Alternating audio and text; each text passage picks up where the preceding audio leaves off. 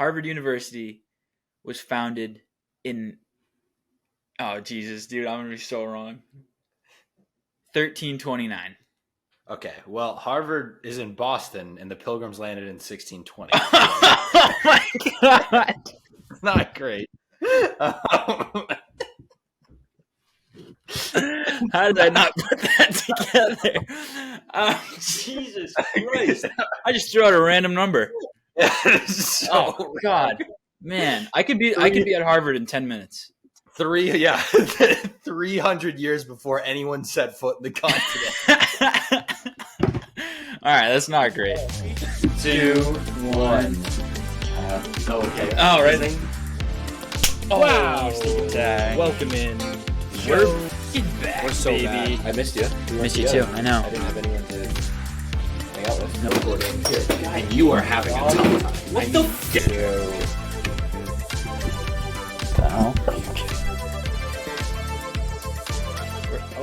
We're not back. We are not back. Hello. And welcome in to episode 61. 61, huh? Yeah, that's what they're saying. 61. You gonna look at your little cheat list again to give me an athlete cheater? I can't. It's too blurry. Oh no, 61. I have no fucking idea. Ryan Spooner was 51. I think I've mentioned him before. What does that say? I can't see it. It's too blurry. Fuck. Fuck. Damn it. All right. Yeah, I don't know any 61s, dude. I got nothing. It's just gonna be offensive linemen for the next 20 people. And then we get to triple digits. So then that's gonna be a tall task. That'll be a tall task for sure. How you doing, man? Good to see you. Yeah, I'm good. I'm hanging in. I dissected a trout this morning. That was cool. It was. It was. Yeah. I mean, yeah. Cool. How are you? I'm good, dude. I had to get up in front of like my entire company yesterday and introduce myself. Like the entire everyone there. I was like, whoa, spur of the moment. The president was like, you. President of Fox. Fox Sports, yeah. The main Fox. The head Fox. Yeah, he's a real Fox. Yeah. He was like, anyone's first time here? And I was like, nah, me, but and then my bosses were like, this guy right here. This guy. And I was like, oh yeah, hey guys. Like I figured that's just what it would be. And he was like, all right, come on up. I was like, oh. How many people were there? Like probably like 200. Jesus Christ. You shook 200 hands? Yeah, dude. It was way. Nuts. You shook everyone's hand in the whole room? Yeah. I was there for like at least 5 minutes, dude. The line was insane. I felt like I was like in like, so yeah, he was like, all right, everyone has to come up and shake his hand. So I just did that. I was like a machine. I was just like, never done anything like it before. I was like, nice to meet you. You should have been like, thank you.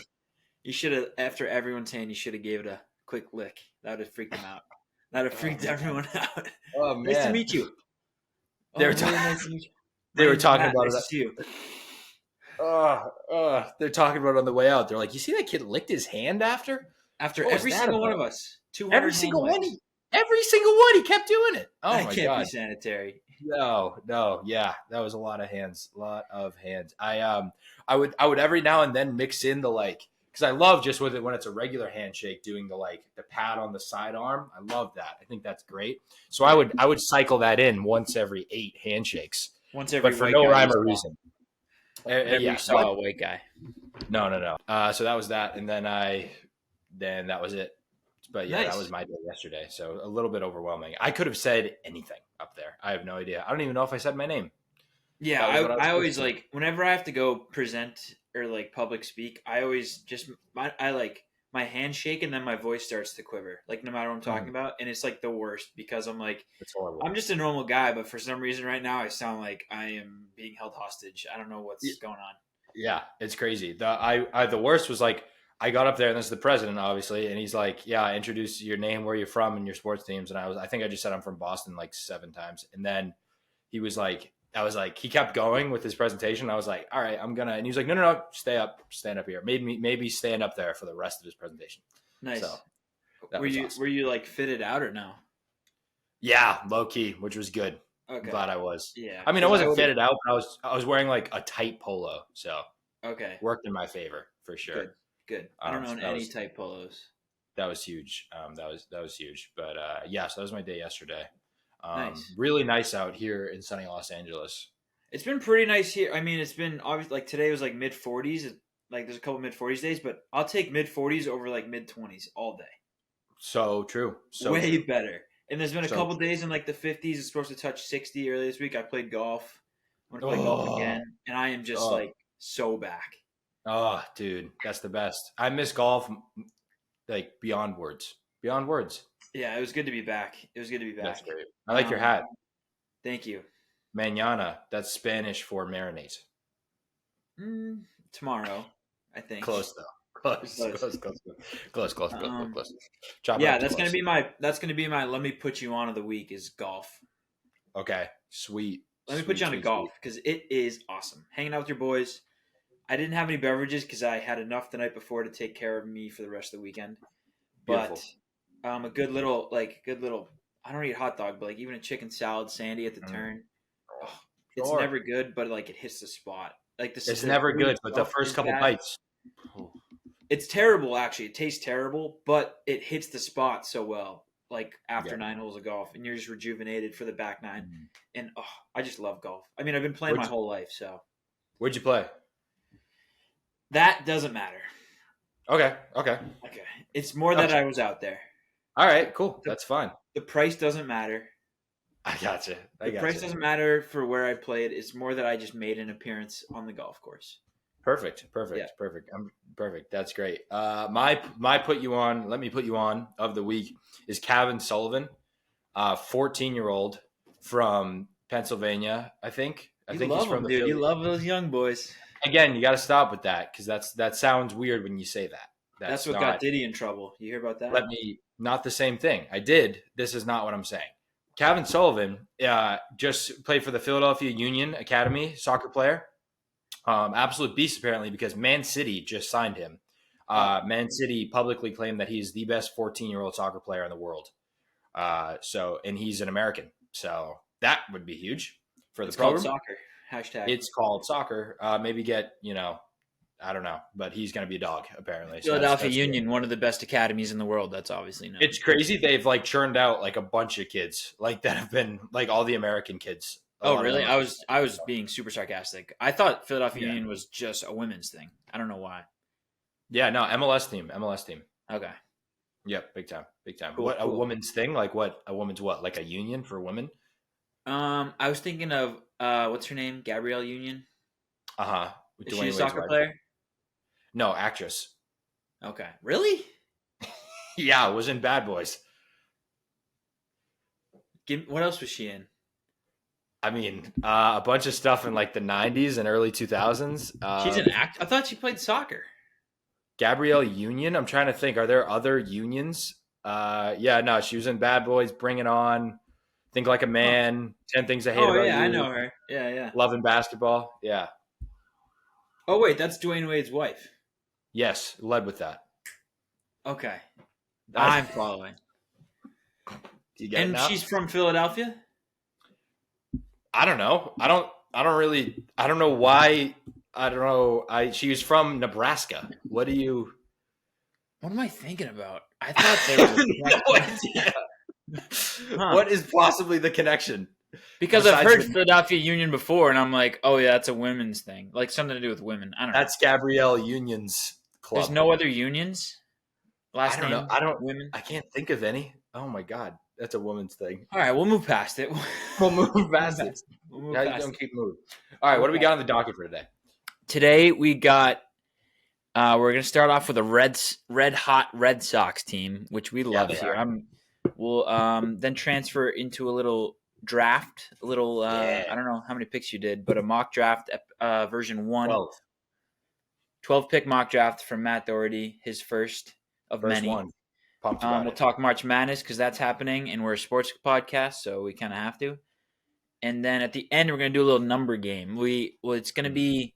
We've played it before, like the death game, the age game, but it's basically how far off you were from a certain number added together, and then That's the your loser is. What does the loser have to do? Cut off a finger? We've never Cut had off. a punishment for anything. Cut off a finger, and we've never decided a loser or winner either. Oh, well, You know actually, we do with these. These are strict winners. We should do like best of 7 series or something with these, and then actually have a punishment. I want to actually hold this to a punishment because every time we've had a competition, I say like, let's do this punishment. It's like wear a dress or something, and then we don't have a podcast for like a month, and we just forget about it. Yes. Like remember when we did? What did we do? Fantasy? What was it? No, we just did the betting thing to start the football year. Yeah. Yep. We did it for a while. No. We did not do it for a while. We did it for like 4 weeks. 3, which is relative to the 17, 18-week NFL season. That's not a lot. True. So let's come up with it right now. Okay, punishment. We'll do best of 10 series. So you have to win. Okay. We can tie. Best of 10. That's gonna be in 10 weeks from now. Okay, fine. Best of 7. We'll do best of 5. Best of 5. Okay, and the loser has to wear an animal costume of the winner's choice for an entire podcast. Okay. Pretty good. Yeah. Okay. Good. Yeah. Can't wait. Okay, cool. Full head to toe? It has to be full head to toe. On the company card? Yeah. Yes. Okay. Yes. Okay, cool. Yeah. I'm in for that. Good. Okay, sweet. Let's get into it then. Let's. And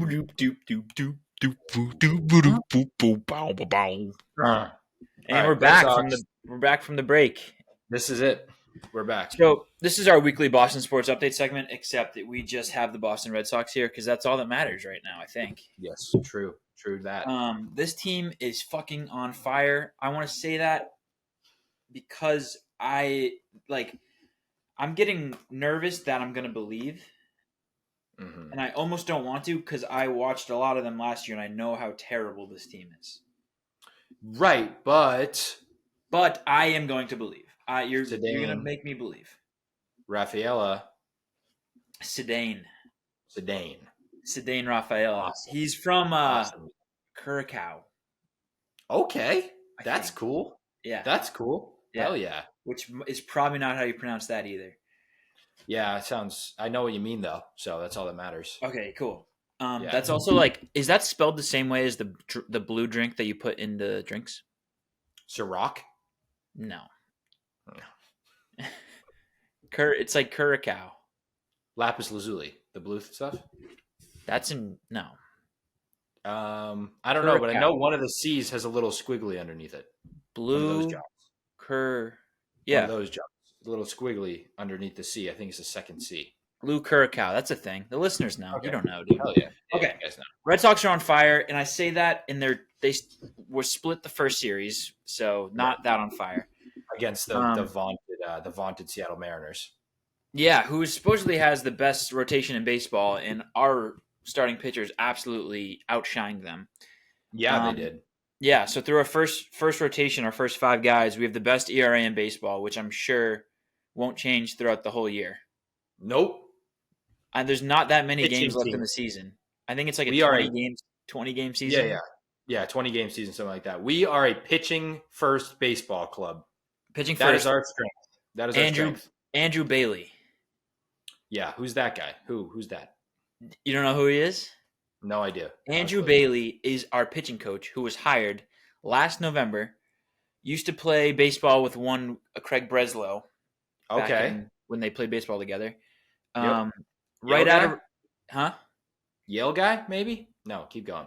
Yale? What? I don't know. He retired in 2018. Immediately got hired by the Cardinals.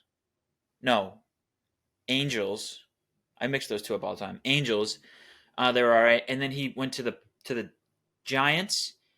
And from 2020 to 2023, the Giants had the 6th best ERA in baseball.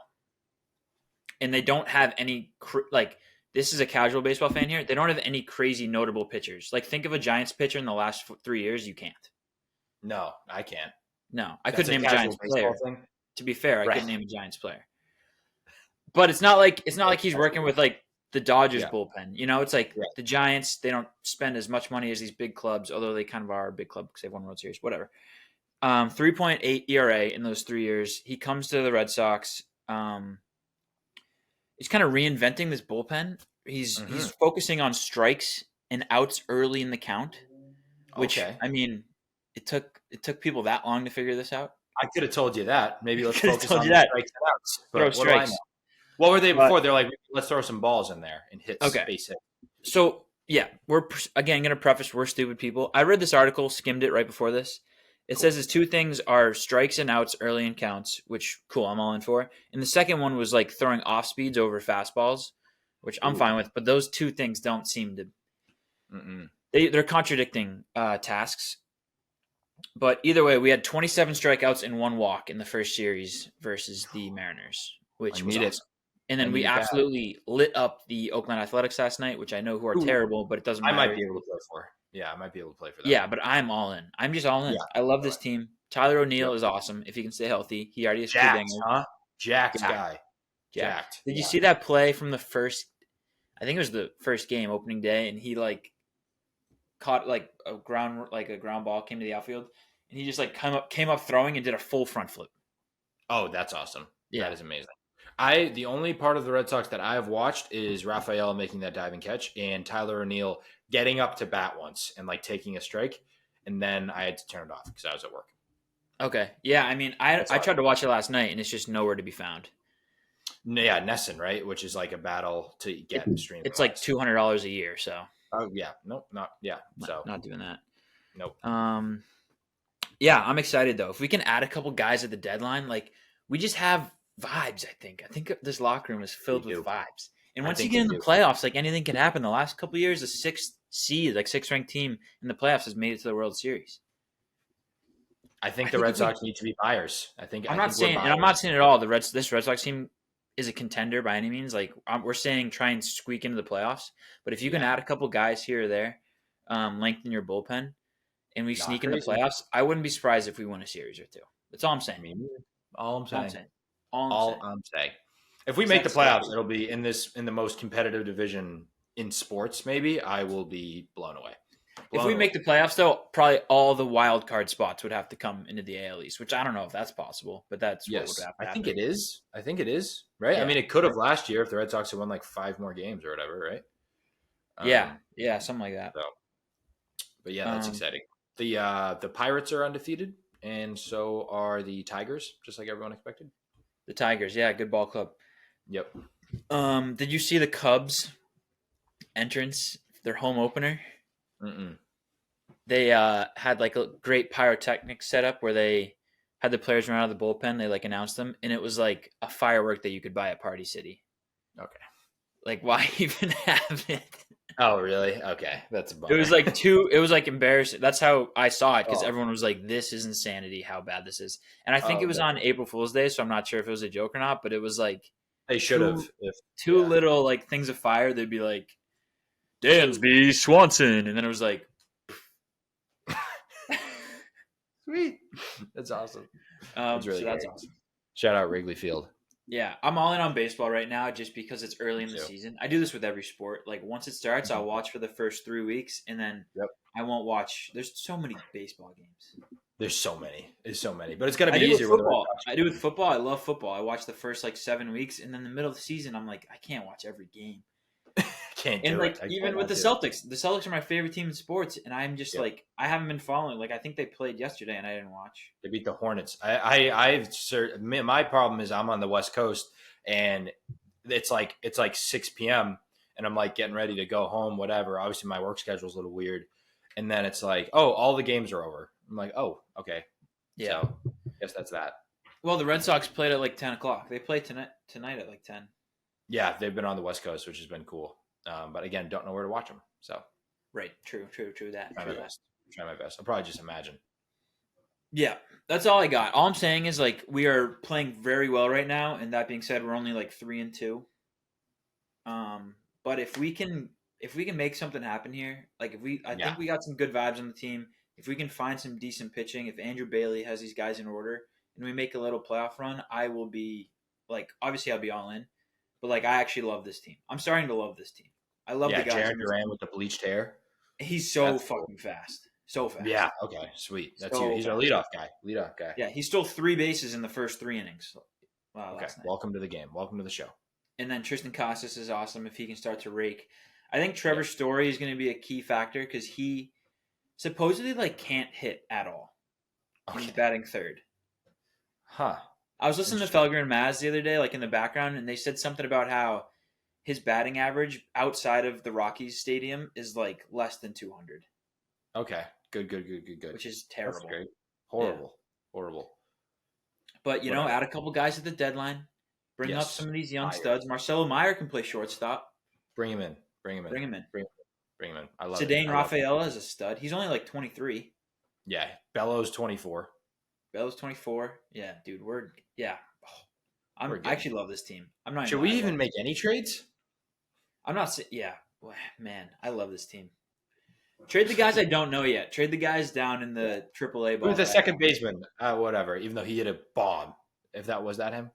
The second baseman is it's another Spanish dude, Dominican guy. Yeah, he hit a bomb though. Bomb the other night. That was cool. Dustin Pedroia, I think. Yeah, it's Pedroia is his name. So that's great. Okay, there's your Red Sox. Any other Red Sox? No, that's it. I'm just excited. Can't wait to get to the ballpark as well. I'm excited too. I cannot wait to get to the ballpark. That will be super awesome. My prediction is we win 140 games. Okay. It's got to be the record. Has to be. No chance it isn't the record. Yep. 140 and 22. Yep, that's insane. That is insane. Okay. All right, moving along to my mock draft. Mock draft 1.0 from Matt. I'm excited. Okay. I haven't prepared at all for this. I don't know what's coming. Sweet. You can set the stage. I don't know. Let me know how you want me to react to this. React as you would like. I have two trades in here, top 12. I did this based on what I think teams should do, not based on what I think will happen. Okay, so each pick you put yourself in the GM seat. Yeah, it's like realistic enough, but it's like it's a lot of like, oh, I think they should do this. Okay, I'm gonna hold you through that. I'm gonna hold you through that realistic thing because you've said that on here before, and you've said some outrageous things. Okay, cool. Yeah, you're gonna have to. All right, perfect. Okay, I'll just get started. Bears, Caleb Williams, no questions there. He's the guy at 1 for sure. Ryan Poles basically confirmed it the other day. Commanders at 2. I'm going Jaden Daniels a little bit because of the rhetoric around it, even though the betting odds did just switch to Drake May at 2, which frightens me a little. But have you seen – I sent you those videos. Have you seen those videos of – Brian Kelly? And Dan Quinn just being like – yeah. Like Jane Daniels was interviewing or something, I think, and then off to the side they cut to Dan Quinn and he was like – yeah, so that's why I'm kind of just like – That's similar with Caleb Williams. I just think, and I could certainly make the argument that he's the second best quarterback in this class. So there's your first 2 picks. Number 3, the New England Patriots. Here's where things get interesting. They're going to take, and I'll go into the mentality of this JJ after. McCarthy. They're going to take wide receiver Marvin Harrison at number 3. Okay, so they're going to take Marvin Harrison at 3. And then what they're going to do, maybe even before they make this pick, they're going to approach the Arizona Cardinals. You're just going to steal my idea, you fucker. I'm gonna use your idea because I love it so damn much. They're gonna approach the Arizona Cardinals and say, "Look, Arizona, we're taking the wide receiver. We're taking Marv. You're not going to get him. What is going to be on the board at your pick is going to be quarterbacks. You don't need a quarterback. You don't. So how about this? How about we trade you our 2024 second round pick, 34? How about we trade you our 2025 first round pick, unprotected? I don't even know if protections exist in football. And we'll trade you Kyle Duggar, who is unhappy with his transition tag. Jonathan Gannon, a defensive guy, maybe says, okay, we'll get this kind of haul of picks. We also get a proven defensive safety. They're very thin at that position. And also they already have another first round pick. I believe it's like in the 20s. So they still have a first round pick. They get some more and they get a player. I think that's a good enough trade to cause the Patriots to trade for the number 4 pick. The Patriots draft Drake May out of North Carolina. So they have Marvin Harrison and Drake May. No pick next year, no second round pick. What are your thoughts on that? Now I used the Quinn school of draft strategy with that idea. It is the Wagon school of draft strategy in the sense of just get the best guys. I should my name should be somewhere on the note of being the idea of trading up this draft.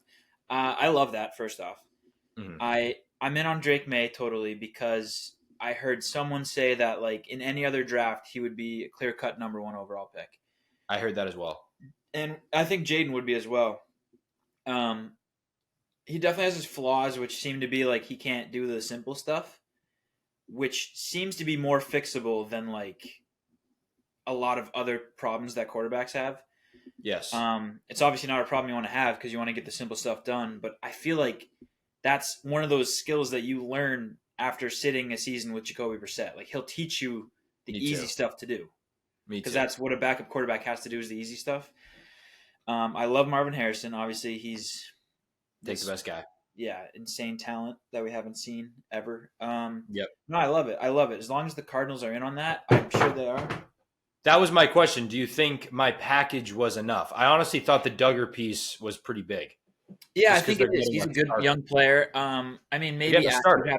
you'd maybe have to add on like a fourth or something Yeah. like a fifth, which I don't care about that. No, I think it is enough. It's just so sad how terrible the Cardinals organization is. They've been tanking for year after year, and Right. they have a top 5 pick, and it seems like reasonable that they would accept a trade back to draft no one really. Right. That's the thing. Yeah, which again, like it's not crazy, but That's why I added they're getting a starter. They're getting a defensive starter. So that's like their sort of mentality. It's like, well, we get a bunch of picks and we get a starter. Maybe that's enough. We don't have to take a flyer on a guy. It would be right, Marvin. they would get two. Like if Marvin Harrison's off the table, you would either have to take another wide receiver really high, an offensive tackle, Exactly.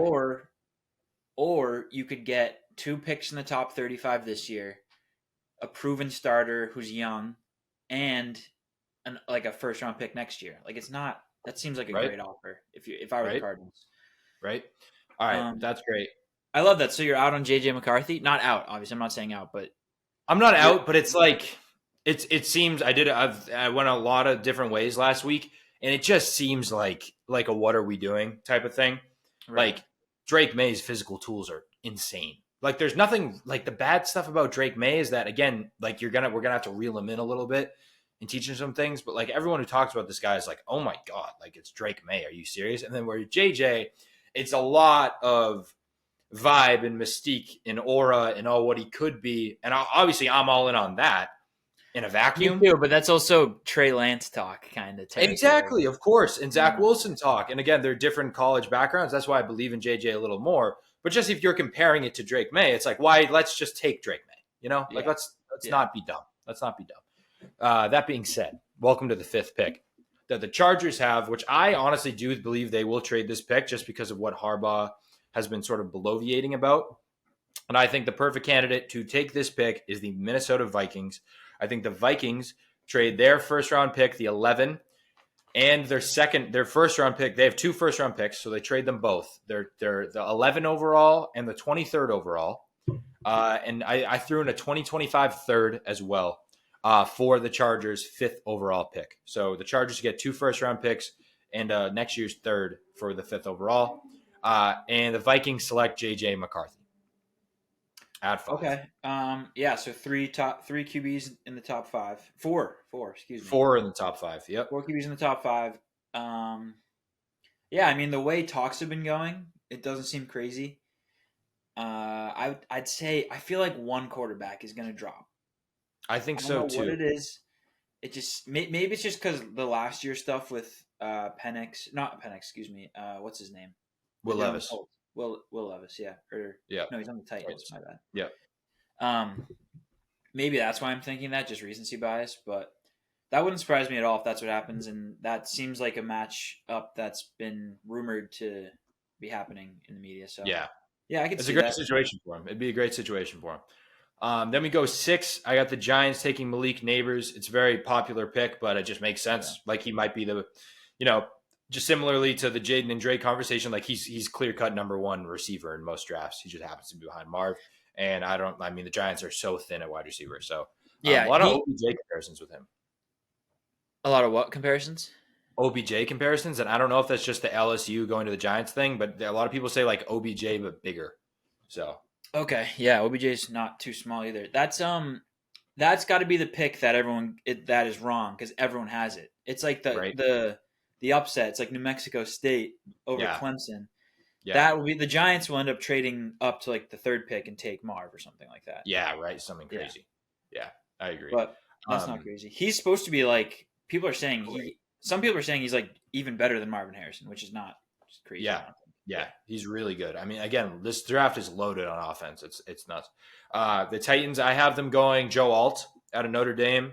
Clear. People are saying this guy's like a Hall of Famer already. You know what I mean? know. So it's like I'm trying to figure out if this is just draft type saying all these guys, because every year obviously people get compared to really good players and Hall of Famers and stuff. But I'm trying to decide if this year's draft is insane or if it's just the draft type. Because last year everyone was hyped up, and then it ended up being, well, after a year, like not the best draft. I don't know if this year, like if it's just insane, if everyone's just gonna be nasty. Yeah, I think the thought process is a little bit like what tends to happen. Like the offensive line prospects that tend to be like, oh, you can't miss on this guy, usually don't miss. Like the Zach Martins, like Tyler Lindenbaum, things like that. Like they are usually good. Similarly with wide receivers, like the wide receivers are just good. Quarterbacks are like way more like 50-50. So maybe that's the mentality there. But yeah, I agree. I've been hearing a lot of like, oh yeah, this guy's like going to be a 15-year starter. Yeah. I have a quick question. I don't want to keep interrupting your draft. It might be a long question. Because someone will be a bust out of the top 7 picks. Who do you think is most likely? I have my answer already. I was just wondering who you think is most likely. So out of the guys I just listed off, who's the most likely to be a bust? If that were the draft, who would be the bust? Because someone is going to flop. I would say JJ McCarthy. Okay, yeah, I could see that. I would say, I mean, it's just going on. You know, like he just didn't do much in college. Like we kind of played the game of like, what's the most likely? Like picture the outcome, and be like, oh, could that happen? You know, like picture JJ McCarthy coming in for Sam Darnold and like not doing good at all. Like, yeah, I can't see his face. This sounds really mean. I can't see his face raising the Lombardi Trophy. JJ? Yeah, it's crazy because I vividly can. I vividly can. Yeah. Okay. Vividly can. My answer, which is unfortunate, and it's crazy because I am so in on this guy. I mean, Drake May, and whoever the Patriots draft, if they draft a quarterback, out of the top 3 teams at least, we have the worst offensive weapons. We have a new coaching staff. Like we don't have the best setup. We have a good defense, but like Caleb Williams is going to be on a loaded Bears team. Like the Commanders have some good offensive minds down there, and like Terry McLaurin, a pretty good wide receiver room, but we have nothing for this quarterback who's coming in here. Well, so we'll have Marv. If we're playing it by the like the teams in shambles game, like the Panthers thing, we're number 1 likely to draft the bust. Yep. But continue on. I'm sorry. I just like That's fair. No, really, I mean, the Patriots really are, if you're just going by odds, there's no structure there. The thing about Drake May is like we have the Browns. Could be any of them. The Browns coach worked with Flacco really well. Big, strong guy, big arm. Drake May, big, strong guy, big arm. Kind of what I'm thinking there. So moving along, I got the Falcons at 8 taking Dallas Turner. I think he's just the best edge rusher in the draft, and I feel like the Falcons have gone kind of heavy with offense and all that. Now time to fill that role on the defensive end. And I just think Turner's better than Verse, who I have going next. I didn't watch that much of Verse. I've just watched people talk about Jared Verse out of Florida State, defensive end, going to the Bears at 9.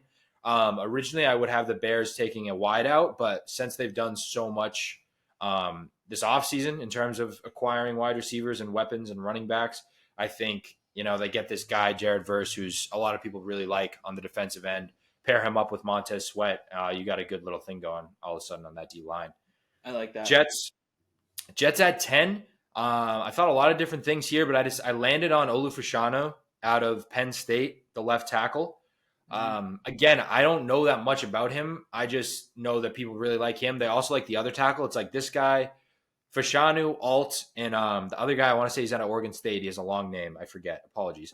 But I basically went with the mentality of like, okay, we got enough. We just need to keep Aaron healthy. This guy's an absolute stud left tackle, probably replacing a Mekhi Becton. draft Fashanu, sure up that offensive line, sign of good faith to Aaron Rodgers. Yeah. Now 11, the Chargers now have this pick because of trading back with Minnesota. I have them taking Rome Odunze out of Washington, which I'm pretty pumped about that pick. That'll be really fun. And again, it seems likely that he'll fall there. And again, people fucking love Rome Odunze. The Chargers need a wide receiver. They just just got rid of two expensive wide receivers. They now get a cheap wide receiver who I think is going to be really, really good. Herbert gets a new weapon. I think that's a move there. I could also be like inclined to have a lot there at that position just because of Harbaugh. Like, wouldn't be shocked if he goes like tackle with the other kid from Oregon State or something like that, just because he loves that hard-nosed type of brand of football. Yeah, little Brock Bowers action. Yeah, even a tight end, something like that. But I just pick like, hey, Rome Odunze is still on the board at 11. Then I have 12. You go. No, I just don't know how to feel about the Chargers. I think I said this a couple episodes ago. I just have no idea where they're going to be at in my head. Just doesn't make sense to me right now, but I think it will start to materialize as the offseason progresses. Yeah. But, yeah, take a good wide receiver. You have a good quarterback. See what happens. Yeah, seems like that's probably the move. 12, I have the Broncos taking Bo Nix out of Oregon, quarterback. I just don't think Sean Payton can, like, function without a quarterback. Like, he needs his guy. He needs a quarterback. Right now, it's Jarrett Stidham in that building. So I think he takes Bo Nix. And I mean, I think you could talk yourself into some Breeze similarities. Like, he's pretty accurate with it. He's a 5-year starter. Is he a 6-year starter?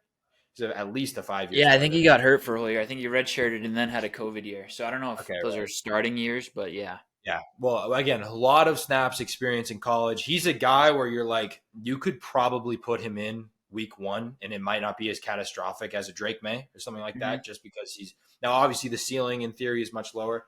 But again, in terms of situation, you get him with Sean Payton. I feel like that's a pretty great situation for Bo Nix. That is my mock draft. I like it. I actually love it. I think though that is realistic, other than probably the Patriots trading up to 4.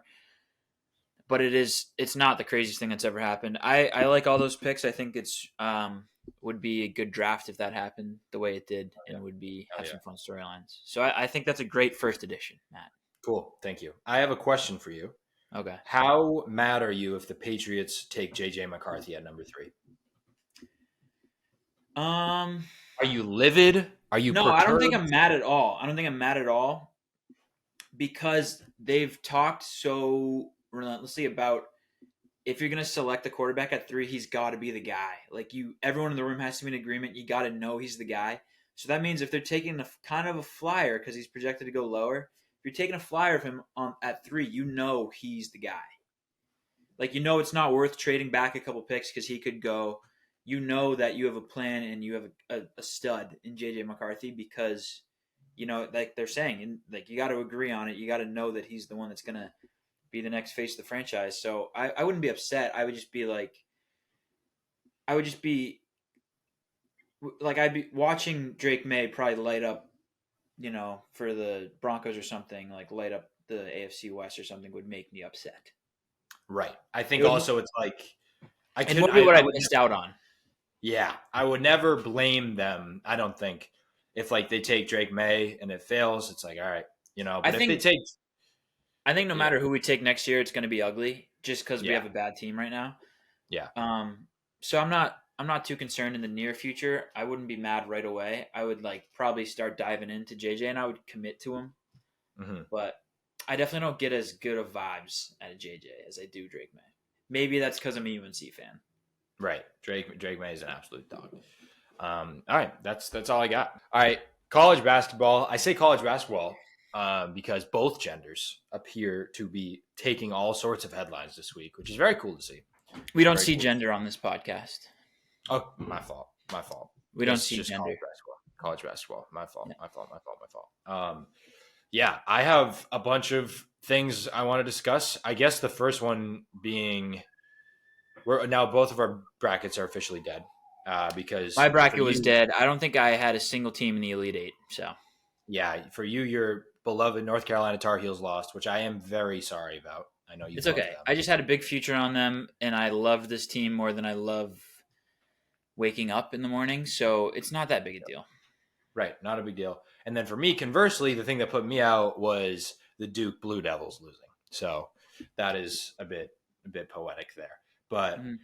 I have transitioned my fandom I am just all the way in on UConn, both men and women's. I Oh, mean that okay. UConn is so awesome. UConn is so awesome, and I'm from New England, so I can claim them. I can claim them. I've Yeah, I always mean, hopping on the bandwagon a little late as far as this run goes, I know. To but be fair, I've watched them all year, and I've liked them all year. I picked them to win the tournament. But wow, do I love them? They're great. I love everything about them. I've been a little bit obsessed with the UConn stuff. I think CBS Morning or whatever they do just did like a Dan Hurley spotlight. Watched all of that. Loved it. he was I just mean, on PMT, and he's insane. he's insane. He's an insane person. It's Yeah. it's the best. Yeah. His practices are like he's like I am a crazy person, and then on the games he's like I'm their best friend. I'm like a cheerleader. I'm like that's cool. Yeah, That is Klingen's just a beast. They haven't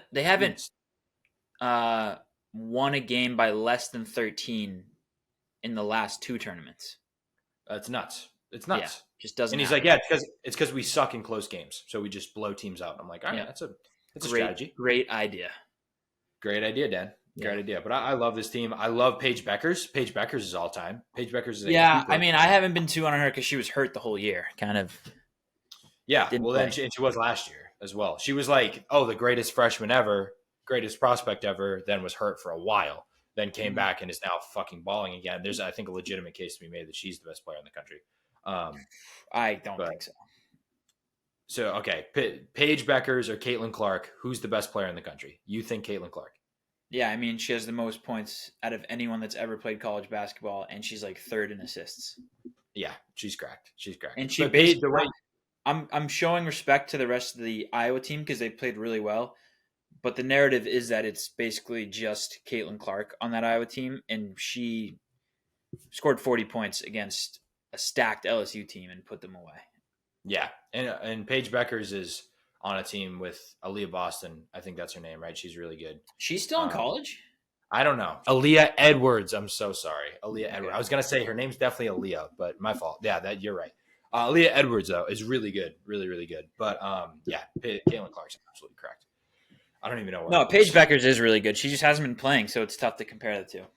Yeah, it's very interesting to see. Like, I got so much to say about like men's versus women's basketball. Like, I think there actually is an argument to be made that the NBA and men's college basketball, just men's basketball in general, should actually look at this like women's college basketball model and be like, we need to start creating that, and not creating that for the first time because they used to have that.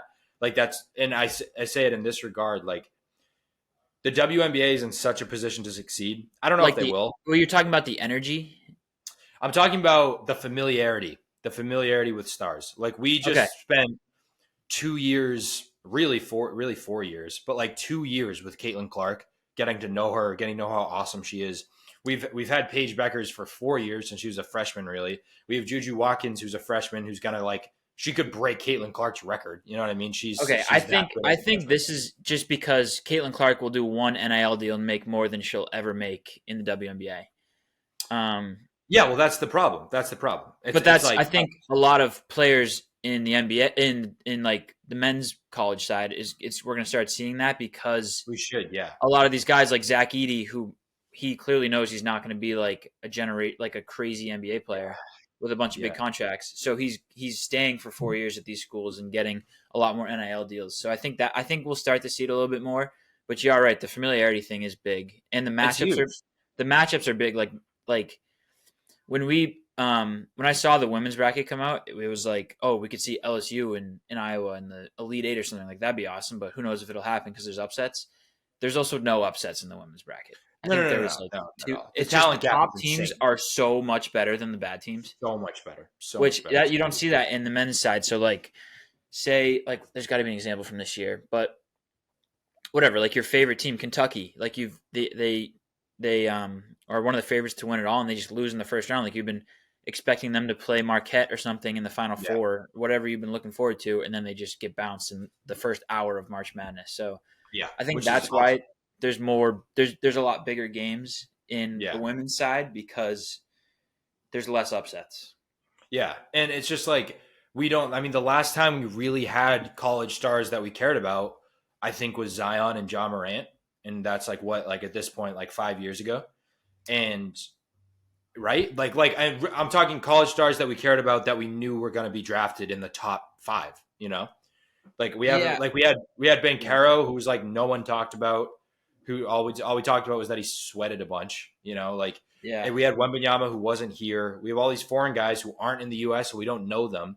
And like, it's just like a kind of a little bit of a problem. And I think it's being reflected in the NBA, whereas like they're still clinging so much to Steph and LeBron, and it's kind of because we don't have this foundation with young male basketball players, young NBA players, because they're either foreign and it's harder to connect with them initially off the bat, or they're American and we don't know anything about them, and then all of a sudden they're like in the league and they're pretty good. Now we have like Anthony Edwards all of a sudden, who like we love. Yeah, but also the American players are playing for like the G League Ignite team or like Exactly. This is what I'm saying. Yeah. So I think we're gonna start to see that change due to the NIL deals. I hope so. And Yeah, they got rid of the G League thing and Ignite. Yeah, I hope so. all that. We'll still see these foreign guys, which we won't ever watch play, but I think we'll see a lot more American products, I guess. Yeah, I hope so. Like I hope Jared McCain, and he's not a top 10 guy, but I hope Jared McCain stays. Like he could absolutely get drafted like 22nd overall, probably more than that. He'd probably go like top 15 because this draft's kind of wonky. But like I wish he would stay and like play with Cooper Flag next year. Like, Yeah, I would love to see like Reed Shepherd stay. Yeah, and like exactly. Yeah. So that would be really cool. And like and that used to be how it would be. Like I mean, we got Bird versus Magic in the national championship back in the day. Then they come in. Yeah, but they only played 1 year. They played 1 year. No, Bird. They played more than 1 year. No, they didn't, because in 3 years, Magic Johnson won the high school national championship, the college national championship, and then the NBA championship. Well, Bird played at least 2 because he was drafted a year later, but that's wild. But yeah, anyway, maybe Bird was drafted a year later. Well, even that, it's just like I'm just glad that they were like in college. Those were also two random cases because they were different than everything at the time. Yeah, but like in the it's tough with the Zion and Ja thing because like they were almost like, you forget how hyped they were, like competing in March Madness. They were both college stars, and then both drafted 1 and 2 overall. Both showed signs early. Everyone was like, all right, word. And then they both had like crazy issues. So it's like they both like it almost like didn't work. It's just interesting. That's Donovan Clingan's probably the best. Like he came back for an extra year, and he's probably the most hyped American draft pick coming into this. Right? Yeah, him or Rob Dillingham. But like Rob's like 19 years old. No one knows him. Yeah. Yeah. Yeah. So it's, again, like I don't know. It's an interesting conversation for sure. Yeah. I was thinking about those UConn women's teams, just how dominant they were, because like Caitlin Clark, there's been arguments she's like the best on McAfee. They were talking about it when comparing her to Wayne Gretzky. Yeah. Yeah. But like that, what's her name? Who's the tall blonde girl that played there? Breanna Stewart. Yeah, she won 4 chips in 4 years. Yeah, correct. Like barely lost the game. So like you can say she's the best, but if you want to talk like the Jordan debate, she's like, I'm 4-0. Yeah, exactly. The what's interesting about UConn is their men and women's team won it both in 2004. They had like a Mecca Okafor for the men's, and then the women's had Tarusi, right? And then 2014, it was Breanna Stewart, and then the Shabazz Napier year. Yeah. And now 2024, it could potentially be the same thing, which is just crazy. Wild, how sports work. Blue blood? Absolutely. UConn is absolutely a blue blood. If they aren't a blue blood, then I don't know what is. Well, the only reason I would say they aren't is because the definition of blue blood is like the old teams that were good. I know, but like all of a sudden, like I think in 20 years from now, UConn will be considered blue blood, but right now they're like in the middle of their dynasty. You know? Yeah, but I mean, they won it in 2004. You know what I mean? Like that was 20 years ago. Like I think that's but that if you're I don't know. I think 04, 11, 04, 11, 14, 23, and potentially 24. Like I know, but if you just like the definition of a blue blood is like those teams that were great back in the 60s, 70s, 80s. I know, but literally they give me that feeling now just because it's been a little while. And they're blue. They also are blue, which is so huge. That helps their cause. And they very much have the culture, especially now with Hurley. Like and they've won it with all different coaches, but like Jim Calhoun, that era. But yeah. Hurley's a dog. That's, I think, all I got. DJ Burns continues to be amazing. What is like I haven't looked at mock drafts lately. Why should I not take DJ Burns with a top 10 pick this year? It's just like the big man thing is out. People are out on big man. But he's so agile. He's like the prototypical big man, right? Like he's like a I don't know.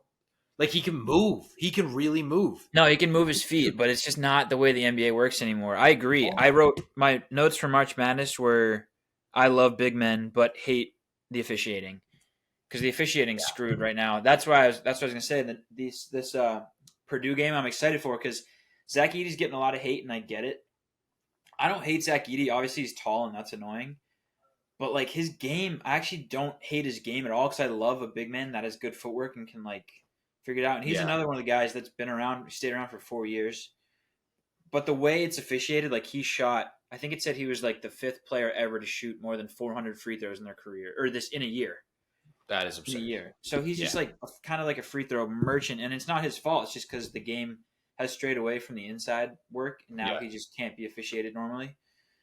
But I don't hate Zach Edey, and I think this will be a good matchup as long as him and DJ Burns are like get the same whistle. But yeah, it'll be fun. Yeah, I just wish I could see him play in the league. Like I don't think Zach Edey will be a top 10 pick at all. Zach Edey might not be a first round pick. I know. I don't know. I don't get it. Which is nuts. And I don't know. I haven't heard anything about DJ Burns and his draft stock at all. The only thing I've heard is that NFL teams are looking at him. I'm like, yeah, I think that was an April Fool's thing. I also I saw pictures of him today. He played, or he like got hurt his first year at Tennessee, which was in 2018, believe it or not. Yep. And he is slim. He looked slim. He looked slim then?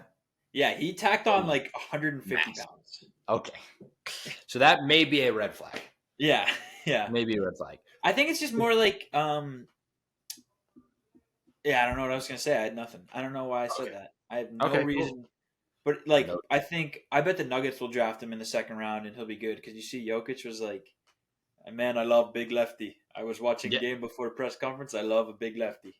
It's awesome. Yeah, they should just draft him to be like Jokic's backup. And then have them both at the same time, and there's just nothing you can do.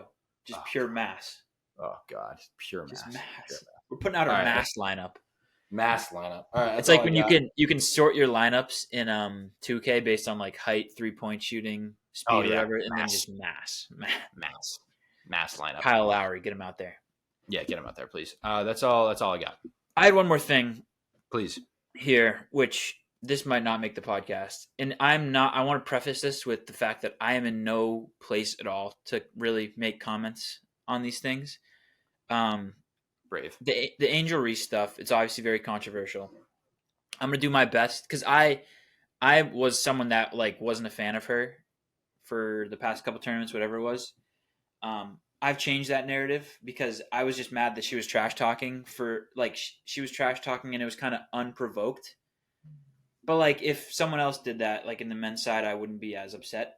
Not that I was upset, but it's just, like, it wouldn't irk me as much. So I'm redacting that. I was in the wrong. The thing that bothered me was she, after her press conference, was, like, after the loss, she, like, was like, I'm still human. Like, she was talking about death threats, which that's terrible, obviously. But she was like, I'm still human. After I won the national championship, like, people started treating me differently, blah, blah, blah, blah, blah. And, like, she has to know that she kind of painted this villain picture of herself. Like the way she trash talks to Caitlin Clark after Caitlin Clark didn't even look at her, like remember this? Like you have to know that you're the villain now. And then when people are upset about it, you can't be mad. You can't be like, people are out to get me. That's just how sports works. Like your sport's now getting attention. That's what you want, but like you can't be upset with what you did because that's who you want to be. That's your character. It's like the Draymond Green thing. Like you can be that guy that's nitty gritty and talks trash and everyone hates you and you'll win 4 rings, but like you can't go to the media after and be like, oh, everyone's making fun of me. Like you got to tie into it. I think there's also like Kim Mulkey does not make it easy on him. Like she is not. No. Like Kim Mulkey does like the same thing, and obviously white woman, but like she's always like says things where everyone gets all fired up and like it's like yeah, you kind of make your team a little unlikable. There was also the picture. Again, it's like a picture. It could be taken out of context, but like Angel Reese putting the crown down last night on her bench in front of Caitlin Clark warming up. And the picture is her putting the crown down and Caitlin Clark's just shooting free throws. And a lot of the comments were like, yeah, Caitlin Clark's just putting in work while Angel Reese is doing all this. Now, the sort of devil's advocate to that would be like, Caitlin Clark is also a psychopath sometimes. Like Lisa Boulder has talked about having to like give her texts in practice, and like she like Cameron Brink like swore at a ref, and it's like, imagine if Angel Reese did that. And so I think the question is like, is that a black versus white thing? Like, are we just more forgiving and more tolerant seeing that like white image as a society versus like a black woman doing that? Are we just like not ready? Are we just put off by it? Or is that just legitimately her persona that she's cultivated? Right. Yeah, I guess that's fair. I didn't put enough thought into this, and I probably won't, which sue me. But I don't know. All I was trying to say is like, now that your sport is getting more attention, someone has to be the villain, and you stepped up and you were playing the role well. And then after the press conference, like, you can't go and be like, everyone, please be nice to me. Yeah. That's not how that works. Yeah, it's fair. I know. I respect viewing it in terms of just like a sports fan, because you're like, no, I'm a fan of the sport now. Because she was doing the right thing. She got so many people upset and mad and like watching the game, and that's exactly what she was trying to do, and she did it flawlessly. She did the Draymond Green thing flawlessly. Right. But there's definitely sort of interesting discourse surrounding it that I don't have an answer for. Me neither. But it'll be fun watching some WNBA games. This draft is like loaded. I know, right? Yeah, it is loaded. That'll be interesting. It's like now or never almost, right? Caitlin Clark will stay local. I think she'll go to Indiana, but Indiana Hoosiers or whatever their team name Hoosiers, is. that's it. All right, number game. Oh, here we go. The number game. We gotta start shopping the number game. Who wants to sponsor the number game? That's true. We do have to. We'll start looking. I guarantee you this summer we'll have a big insurance company sponsor this. Yes. Yeah. State Farm. It's in the works. The State Farm number game. Promises have been made. The All-State death game. All-State. Perfect. Buy your life insurance. Yes, exactly.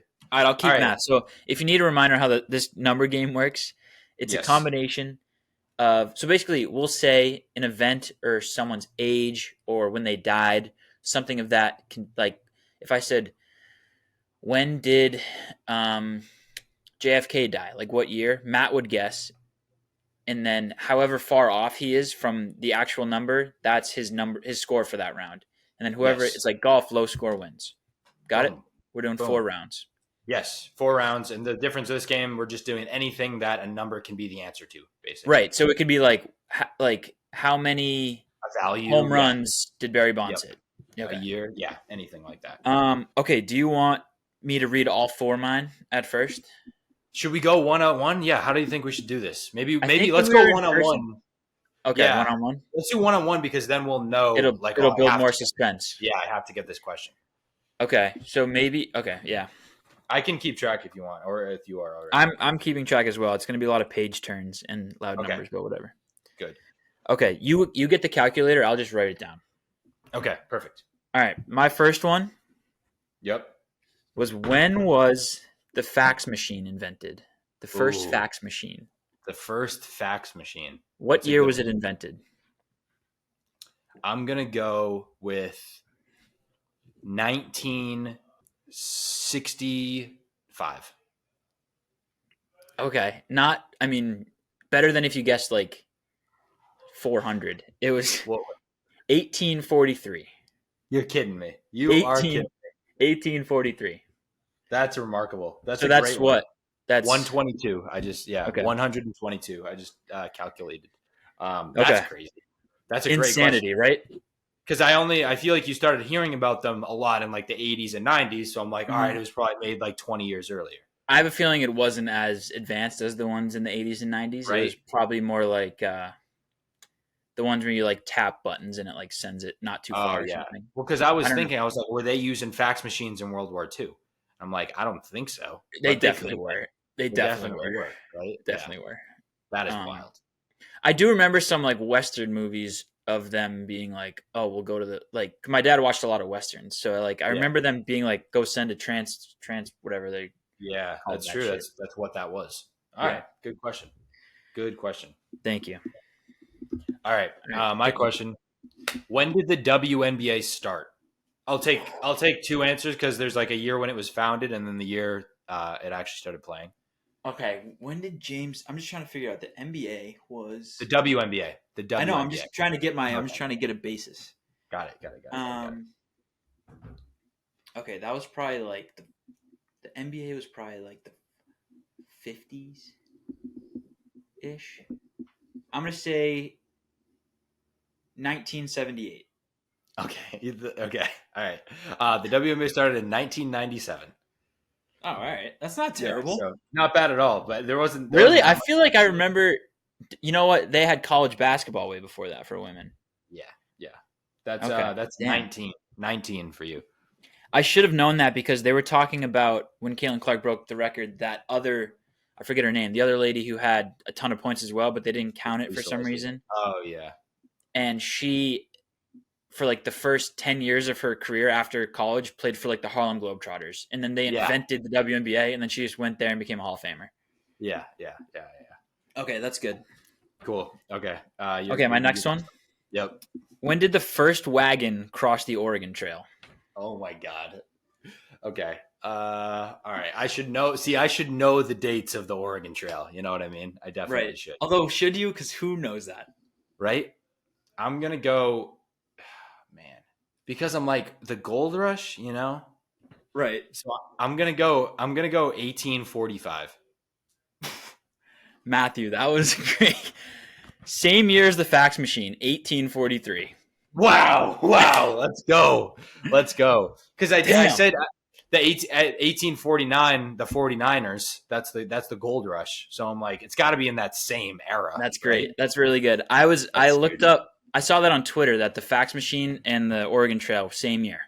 That's wild. Which doesn't make sense because that was a horse and buggy. Like I don't know. Yep. If they wanted to, they could have gone out there and faxed some things. Right. That is crazy. All right, fuck. That put me back a bit. That's huge. I'm hoping I gained some points on this one. Okay. When was Harvard University founded? Oh God. Now, no looking at your sweatshirt if it's out. It doesn't have the number on it. Oh God. Dude, is it Oxford University that was like made before like the Aztecs or something, or was it Harvard? Because I think it was Oxford. When was Harvard founded? Dude, oh God. I'm not going to be anywhere close. Can I ask for a hint? No. Okay. I didn't want we have an animal costume on the line. No hints. Oh, true. Okay. I'm going to say fuck, dude. This could be before God. Before Jesus. This could be pre-Christ. I'm going to say Harvard University was founded in oh, Jesus, dude, I'm going to be so wrong. 1329. Okay, well, Harvard is in Boston, and the Pilgrims landed in 1620. Oh, my God. It's not great. How did I not put that together? Jesus Christ. I just threw out a random number. Oh, God. Man, I could be at Harvard in 10 minutes. 300 years before anyone set foot in the continent. All right, that's not great. That put me back. Yeah. What was it, like 1700? No, it's 1636, which I thought was also crazy because that was 16 years after the Pilgrims got here. They were like, time to set up a school. That was a guess with zero logic. Zero. That's 311. That did you. Fuck. Okay. You're taking you took like a 200 point 200 point lead there. That's huge. That is huge. For Fuck. Me. Okay. God damn it. All right. I got a good one. Okay. Since 1996. Okay. How many, what's his score to par? Tiger Woods relative to par. Just Tiger total? Woods. Total? Yes. Jeez. All right. His total accumulative score relative to par. That's nuts. That's it. Since 1996? So since he got on tour? Yeah. I mean, what a question. How many golf tournaments are there a year? Like 20? I don't know if that number's right. That's 4, 10, 20. That's 28 years ago. Okay. Jeez, man. Let's say he's like minus on average. You're like minus for the year. I mean, he was real dominant some of those years, but also it was earlier, so guys weren't going as low. Call it minus. Oh my god, minus 30 times 28. 3 times 2 is 6. We're gonna go minus 800. We're gonna go 800 under par. Okay, I like that guess. Because the real answer is minus 2,141. Oh my god, that is so off. 2,141. Yeah. That is crazy. 1,341. That just got me. All right, I'm back. I'm so back. I think I figured out how to win this game. Just pick the biggest numbers. That is crazy. That is crazy. That's nuts because I was like, all right, on average, he's probably like minus 30 total in a season. Which I was trying to be conservative because like it was earlier. Yeah, wasn't. No, he's probably about minus 100 on the year. Yeah. Each year he plays because he probably since '96 he's probably missed a good 5-6 years. Yeah. Right. Yeah. Oh, right. That's nuts. Yeah. Okay. Which good thing you didn't calculate that because you would have been way lower. Way lower. Yeah. Jeez. Right. Okay. Hoping I can gain some points back here. In 218 BC, during the Second Punic War, What's that? Hannibal led the famous Hannibal's Crossing of the Alps, one of the most celebrated achievement in any military force in ancient warfare.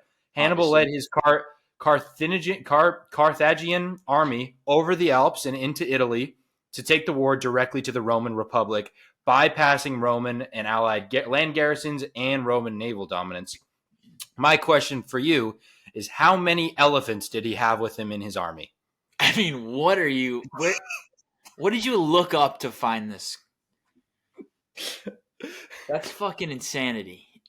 How many elephants did he have? In his army, yes. What was his name? Hannibal. And where did he come from? Carthage. Where's that? I want to say like Turkey. Ooh, He had to cross the Alps, so Carthage is Tunisia.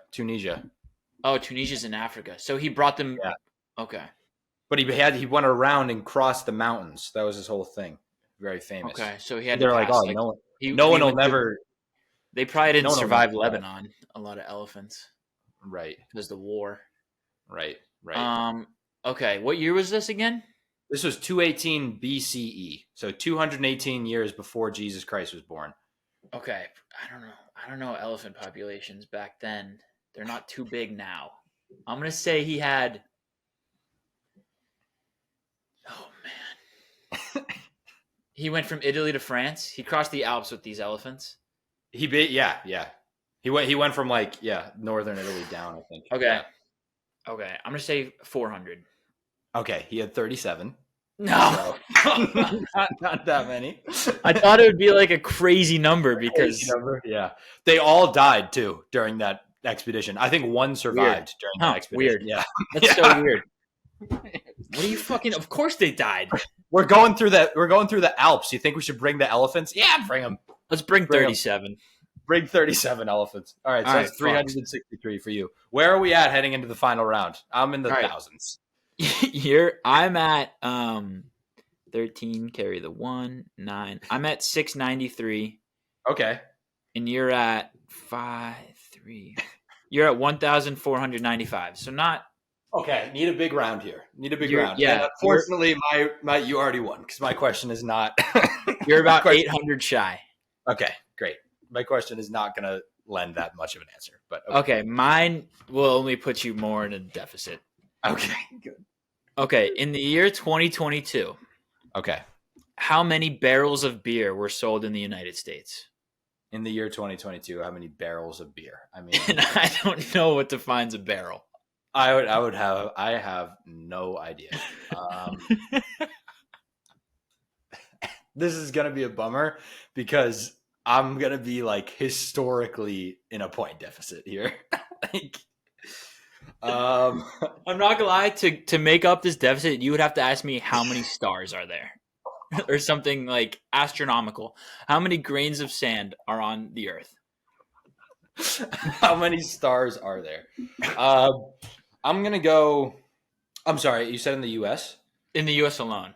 In the U.S. alone. Okay, so there's what 300 million people in the U.S. And they don't really drink too much in Utah. If you want to calculate that. Okay, thanks for that. That's good. That'll. And I think it's not just the lower 48. I think it's the.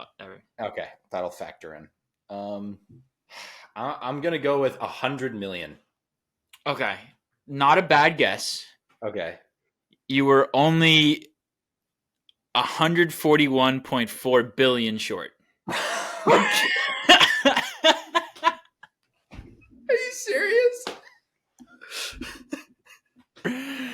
Yeah, 141.55 billion barrels of beer. So I was thinking like a big old barrel. So me as well. I don't know what this. I didn't look it up.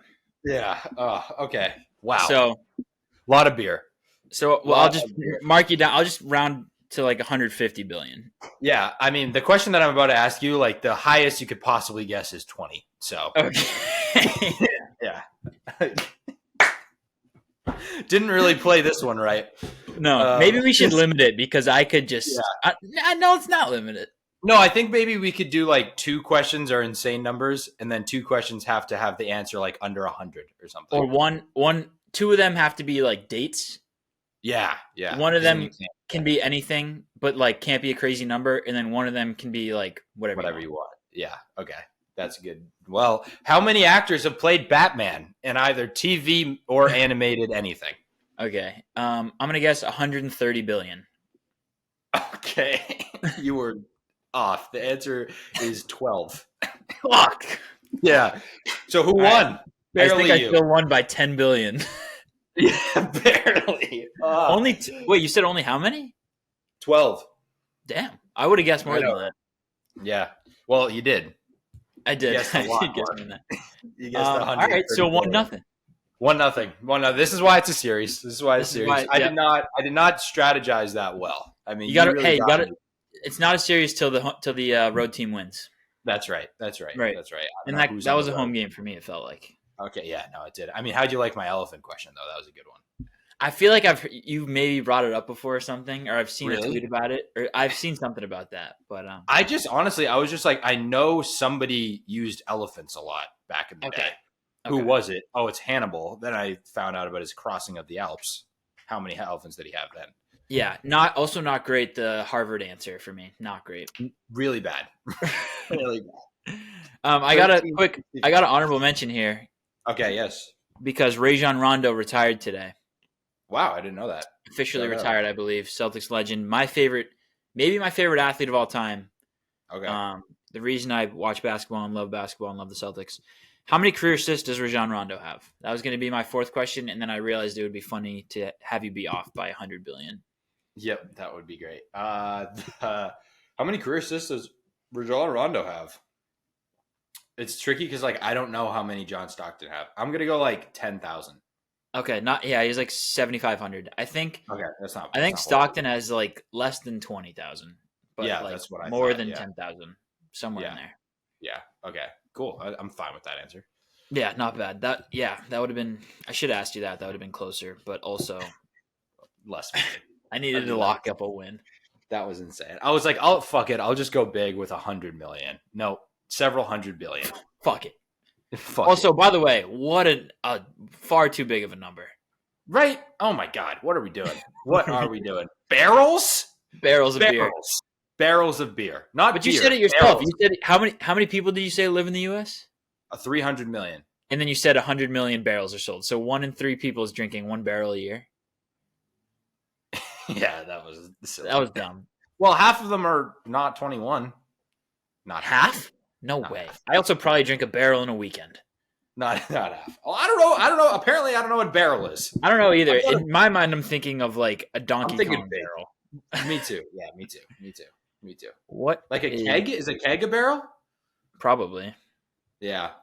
Which, if you think about just any bar we've ever been to, they rip through kegs. That is true. That is true. I should. And there are like hundreds of bars. Yeah, I think it's just a keg. Okay. Well, now I know that. We both 31 gallons. We both learned things. You learned when America was started, and I learned what a barrel of beer is. Yes, I learned. Yeah, I did. I also learned in my research for this game that when the Pilgrims landed, there was already like super established towns in Mexico.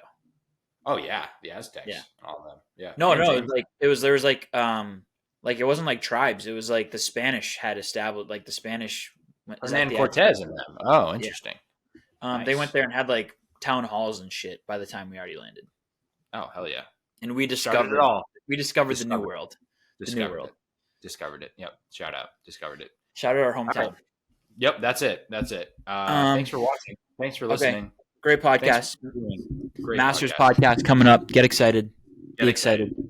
Get excited. I don't have any of my golf outfits, so I'll have to fashion something. Paint yourself green. All right. That's a podcast. Thanks for watching.